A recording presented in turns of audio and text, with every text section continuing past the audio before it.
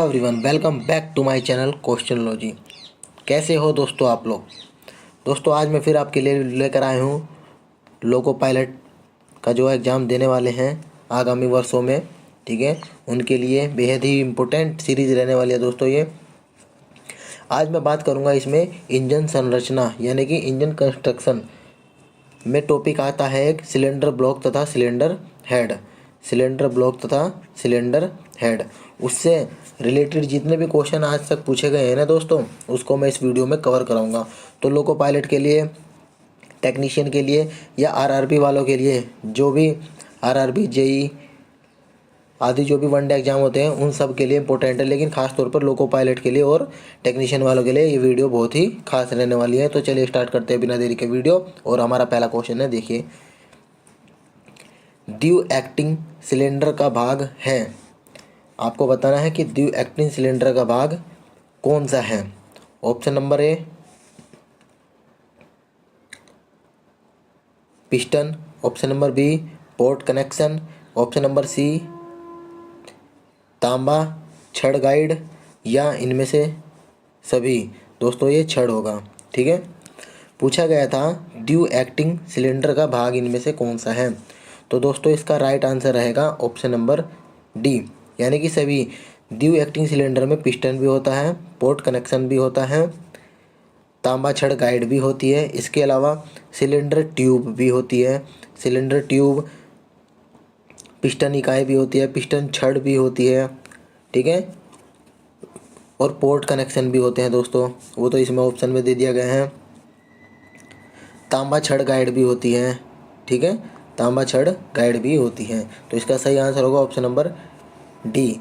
दोस्तों ये पेपर आया था इसरो टेक्नीशियन के लिए, 2016 में ये पूछा गया था। सभी क्वेश्चन दोस्तों किसी न किसी एग्जाम में पूछे गए हैं, तो इम्पोर्टेंट रहने वाले हैं, तो पूरा वीडियो देखिए।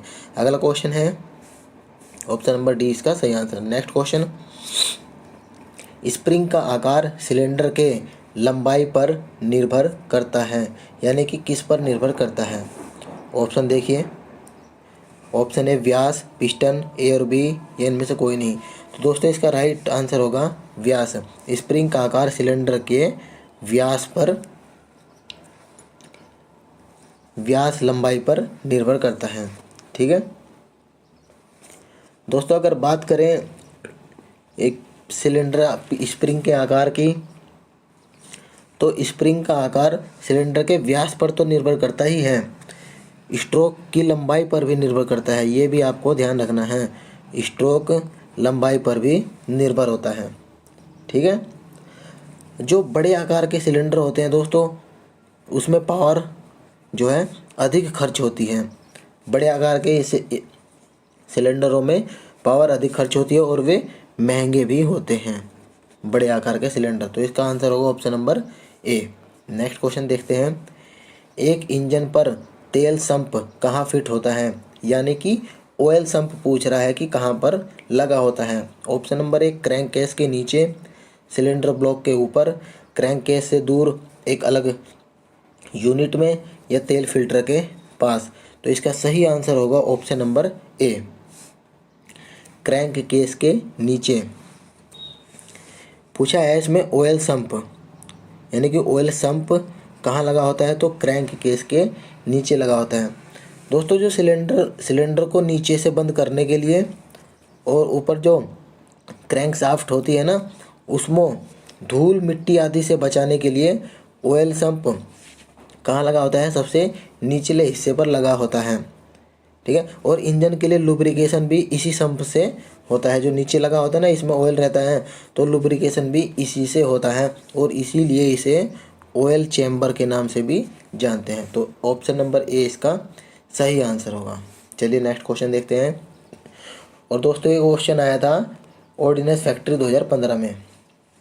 नेक्स्ट क्वेश्चन है, रोलिंग डायाफ्राम सिलेंडर में प्रयुक्त स्ट्रोक की प्रास क्या होती है। ये भी क्वेश्चन दोस्तों कब पूछा गया था, 2013 में पूछा गया था इंडियन ऑर्डिनेंस फैक्ट्री में। रोलिंग डायाफ्राम सिलेंडर में प्रयुक्त स्ट्रोक की प्रास बताना है, इसमें कितना होता है। तो 50 से लेकर 80 mm इसकी प्रास होती है। नेक्स्ट क्वेश्चन देख लीजिए, ऑप्शन नंबर ए इसका राइट आंसर होगा। अगला प्रश्न है सिलेंडर हेड निम्न के बने होते हैं, यानी कि किस किस के बने होते हैं ये आपको बताना है। कास्ट आयरन का, एल्यूमिनियम का, कास्ट आयरन या एल्यूमिनियम एलॉय या इस्पात का। तो दोस्तों सिलेंडर हेड की अगर बात की जाए तो ये कास्ट आयरन और एल्यूमिनियम एलॉय के बनाए जाते हैं। इसके यानी कि कास्ट आयरन या एल्यूमिनियम एलॉय के सिलेंडर हेड क्यों बनाए जाते हैं? क्योंकि ये ऊष्मा के अधिक सुचालक होते हैं। क्यों बनाए जाते हैं? ये ऊष्मा के सुचालक होते हैं तथा जब ये गर्म होते हैं ना तो अधिक प्रसार नहीं होता है इनमें, और ये इनका भार भी हल्का होता है, इसलिए कास्ट आयरन और एल्यूमिनियम एलॉय के बनाए जाते हैं प्राय। देख लीजिए ऑप्शन नंबर सी इसका सही आंसर होगा।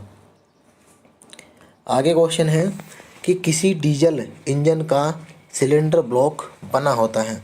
अब पूछा है सिलेंडर ब्लॉक के बारे में कि ये डीजल इंजन का सिलेंडर ब्लॉक किससे बना होता है? शीशे का, कास्ट आयरन का, स्टील का या एल्यूमिनियम का। दोस्तों ये बना होता है कास्ट आयरन का। ठीक है, ऑप्शन नंबर बी इसका राइट आंसर रहने वाला है। अगला प्रश्न है सिलेंडर के आंतरिक व्यास को क्या कहा जाता है? ये डीआरडीओ मोटर मैकेनिक 2016 में पूछा गया क्वेश्चन है दोस्तों, ये 2016 में पूछा गया क्वेश्चन है। क्या कहते हैं? थ्रो बोलते हैं, बोर बोलते हैं, टीडीसी या बीडीसी। तो इसका सही आंसर होगा बोर। सिलेंडर के जैसे ये सिलेंडर होता है ना तो इसके आंतरिक व्यास को क्या कहते हैं? बोर कहा जाता है। सिलेंडर में टॉप डेड सेंटर होता है, बॉटम डेड सेंटर होता है, तो इसमें जो पिस्टन द्वारा चली गई दूरी को क्या कहते हैं? स्ट्रोक लंबाई। क्या कहते हैं? स्ट्रोक लंबाई या पिस्टन स्ट्रोक भी इसको कहते हैं। ऑप्शन नंबर बी इसका सही आंसर होगा। नेक्स्ट क्वेश्चन, अगला क्वेश्चन है सिलेंडर शीर्ष को किससे बनाया जाता है? यानी कि सिलेंडर हेड को किससे बनाया जाता है? कास्ट आयरन या एल्यूमिनियम मिश्र धातु के, तांबा को, पीतल या कांसा यानी कि ब्रॉन्ज। तो दोस्तों इसका सही आंसर होगा सिलेंडर शीर्ष किससे बनाए जाते हैं? कास्ट आयरन और एल्यूमिनियम मिश्र धातु के बनाए जाते हैं। ये कास्ट आयरन या एल्यूमिनियम मिश्र धातु के क्यों बनाए जाते हैं? क्योंकि दोस्तों हम लोगों को पता है कि जो सिलेंडर होता है ना, सिलेंडर हेड का आकार बहुत जटिल होता है, यानी कि हार्ड होता है। इसमें मशीनिंग क्रिया करने में कठिनाई होती है, और इंजन के सिलेंडर जो है गैसों का जब दहन होता है तो गैस का दाब बनता है ना, तो उसका मटेरियल ऐसा होना चाहिए कि उसको प्रेशर को सहन कर सके, और इसका भार भी हमें कम रखना पड़ता है। इसी को ध्यान रखते हुए हमें कास्ट आयरन और एल्यूमिनियम मिश्र धातु के सिलेंडर शीर्ष बनाए जाते हैं इनसे। ठीक है, तो ऑप्शन नंबर ए इसका सही आंसर होगा। नेक्स्ट क्वेश्चन, अगला प्रश्न कह रहा है कि आईसी इंजन के सिलेंडर हेड को डैश के लिए फिन्स उपलब्ध किया गया है। फिन्स यानी कि किसके लिए उपलब्ध किया गया है? ऑप्शन नंबर ए ऊष्मा अंतरण सतह क्षेत्र बढ़ाने के लिए।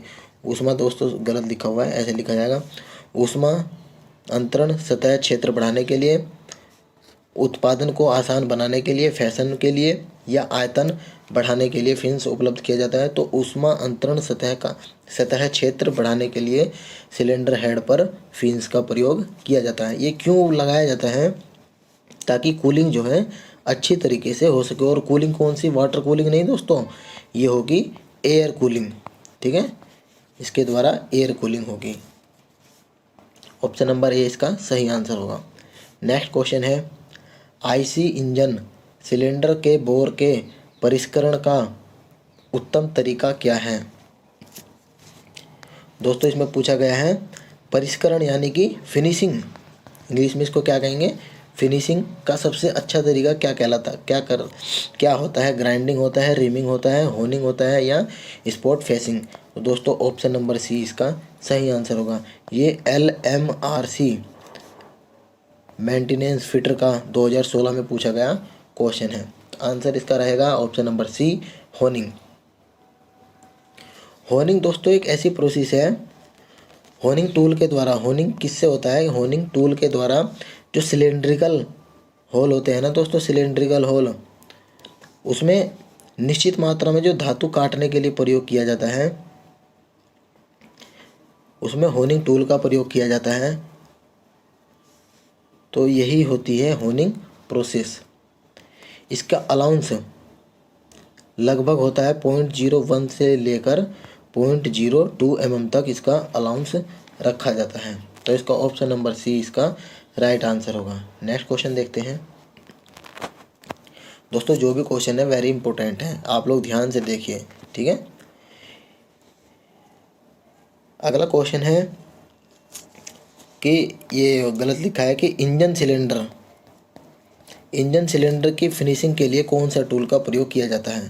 तो दोस्तों मैंने बात की है कि इंजन सिलेंडर की फिनिशिंग के लिए होनिंग स्टिक का प्रयोग किया जाता है या होनिंग टूल का प्रयोग किया जाता है। तो इसके द्वारा अच्छी फिनिशिंग होती है। ऑप्शन नंबर बी इसका सही आंसर होगा। नेक्स्ट क्वेश्चन है, किसी डीजल इंजन का सिलेंडर ब्लॉक बना होता है, यानी कि सिलेंडर ब्लॉक डीजल इंजन का किससे बना होता है। कांसे से बना होता है, कास्ट आयरन से बना होता है, एल्यूमिनियम से या स्टील से। तो इसका आंसर रहेगा कास्ट आयरन। कास्ट आयरन से डीजल इंजन का सिलेंडर ब्लॉक बना होता है। सिलेंडर ब्लॉक में दोस्तों 3 भाग होते हैं। कितने? 3 भाग होते हैं। पहला होता है सिलेंडर, दूसरा होता है पार्ट्स और ओपनिंग, और तीसरा होता है पैसेज। सिलेंडर जिसमें पिस्टन चलता है, पार्ट्स और ओपनिंग वाल्व के लिए लगे होते हैं, वाल्व खुलता है और वाल्व बंद होता है, और तीसरा होता है पैसेज जो कि कूलिंग के लिए होता है, या तो उसमें पानी बहने के लिए होता है या उसमें एयर कूलिंग वाले में फिन्स लगे होते हैं। तो इसके 3 भाग होते हैं। ऑप्शन रहेगा बी सही। नेक्स्ट क्वेश्चन, सिलेंडर हेड में नट कसाई करते समय कसावट नापी जाती है। दोस्तों ये नट होगा।